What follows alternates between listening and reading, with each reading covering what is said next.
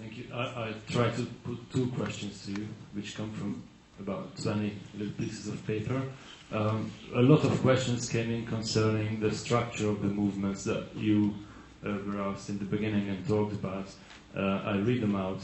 How can a decentralized, disorganized movement fight successfully against centralized and organized capitalist institutions? Is this not an illusion? This is a question from Zoltán Bassa. Another question. If various forms of social activism don't need single agenda, in which sense can you talk about them being together? Is this struggle against control only that unites the movement, or nothing else? Any issues that unites the movement?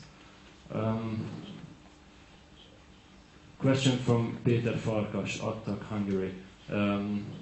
A colleague of yours at MIT, Leslie Thoreau, said that everybody knows that capitalism has to be brought down, and the only ways that it can be brought down is through economic crash, world crash, or public revolution. Do you see any chances of any of these in the coming 5-10 years?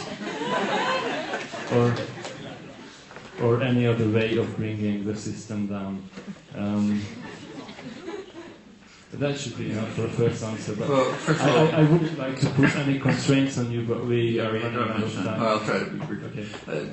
Lester Thoreau is, we're in the same university, but to say we're colleagues is a little misleading. He was the director of the School of Management. So he's training people to become managers of major corporations. He doesn't think that the system should be broken down. You can be sure of that. He might have said that maybe a crisis will come and it will break down, but that's not his commitment. The main question is, first of all, what's shared by the social movements? Well, if you take them all together, probably not much. But if you take very large components of them, quite a lot of things are shared, like attitudes on sexism, racism, aggression, militarism, the existence of corporations, the basic structures of capitalism, human rights. On those issues, a lot of things are shared, often down to considerable detail, like how a post-capitalist economy ought to run. There are many interesting questions about how you would run a society without managerial control or private ownership or state ownership and so on. On all of these issues, you do find a fair measure of agreement. If you go into real details, you'll get disagreement, but then there ought to be disagreement. Does anybody know the right answer to these questions? We don't really understand that much about human society and human life or human beings. I'm going to have to figure these things out experimentally. So it's right to have general guiding sort of visions, some idea where you're trying to go, but to be exploratory and experimental in how you get there. Those are things that have to be discovered. So I don't really see that as a weakness. In fact, if you look at the history of what's called the ideological left, say the Marxist movements, they never had anything to say about a future society.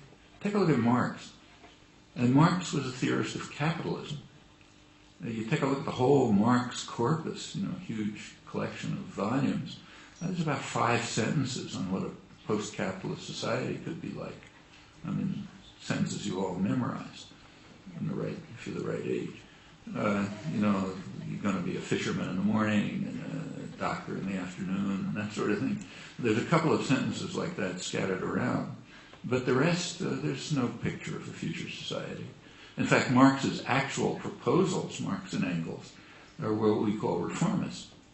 If you read the Communist Manifesto, there's there'll be some future society, but what they're actually calling for are social reforms, social democratic reforms, and many of which have been instituted over the years. But there was no guiding ideology. It was supposed to be the iron laws of history which are going to make certain things happen, and then workers take over and something happens, but we don't know what. If you look at Leninist ideology, yeah, that was very clear and very simple. Follow me. Okay, that's a simple ideology. But between those two, there's almost nothing on the traditional left. The anarchists had a different point of view. They did develop conceptions of how a society ought to be organized and what you ought to do to build pieces of it in the present society and so on. But that's very characteristic of the contemporary movements. I mean, if they didn't read, they don't know the anarchist literature. They're sort of following the same path.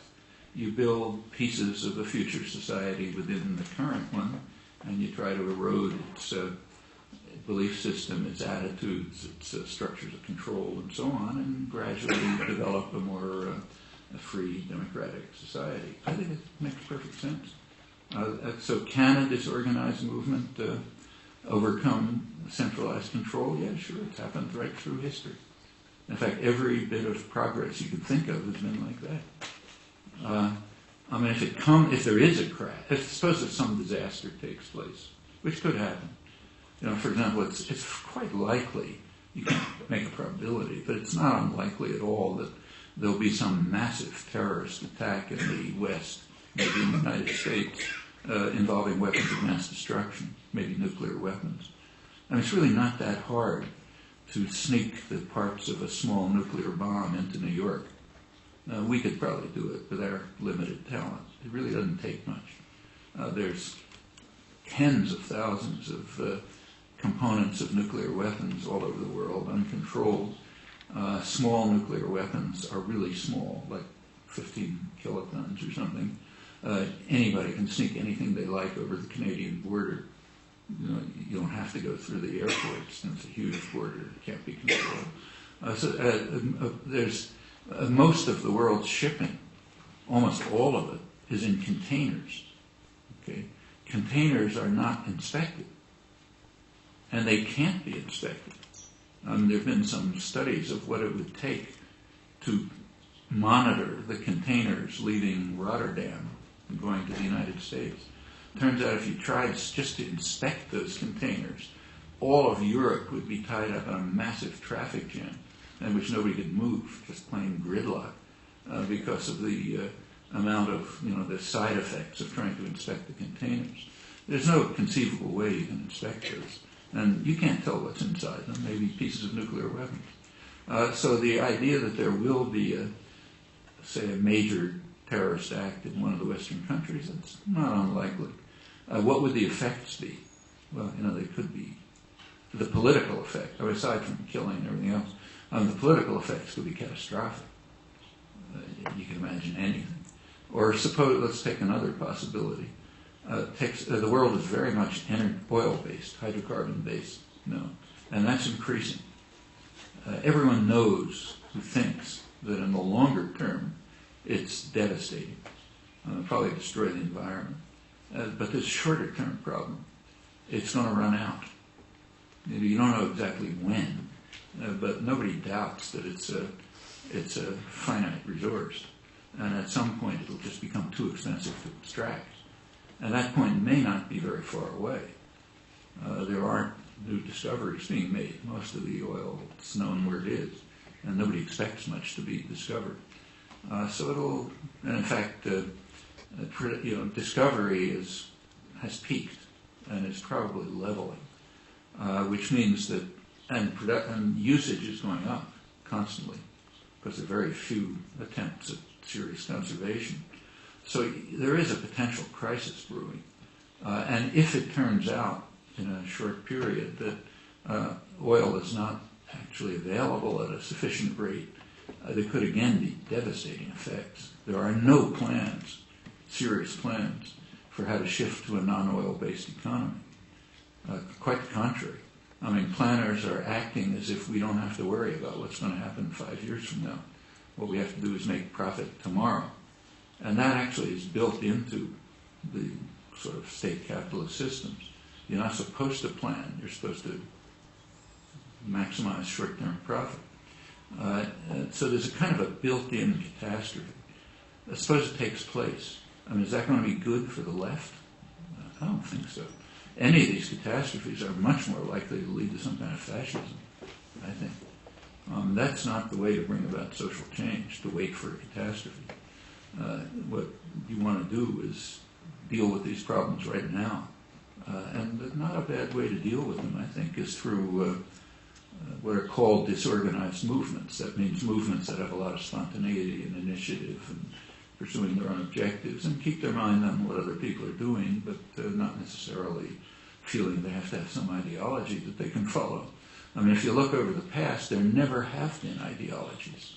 This idea that there were left movements with ideologies that told you what to do is just a myth. Just take a look at the ideologies. They're nothing. Leninism had no ideologies, and Marx didn't even talk about the topic. These are all mythologies designed to kind of aggrandize a centralized movements controlled by leadership groups right at the top, by making it appear that there's some ideology that says if you follow me, everything's going to work out. But that's about the limits of the ideology. It never existed.